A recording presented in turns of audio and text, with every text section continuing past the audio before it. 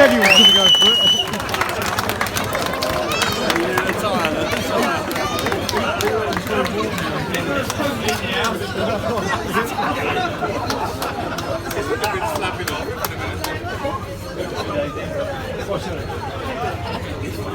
Right, Andrew. Obviously, this is an early VFR750, but it looks very different now.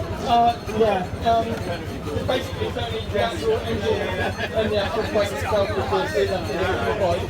Everything else is somewhat probably got other Hondas always out there.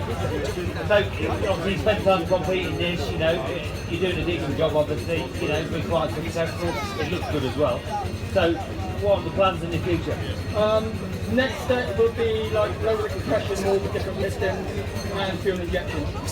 It's actually went flow through on the original carburetor. So, you know, on a time scale, how much will that improve the bike on a run? I could probably knock another second off.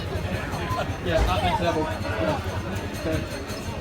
Right, so well, I better leave you, mate, to get your dustpan and brush out and your fucking broom and get cleaned up and all that shit. Give him a round of applause, what a good show. Right, ladies and gents, boys and girls, we're just going to move through here. We've got a Ducati Motor GP bike.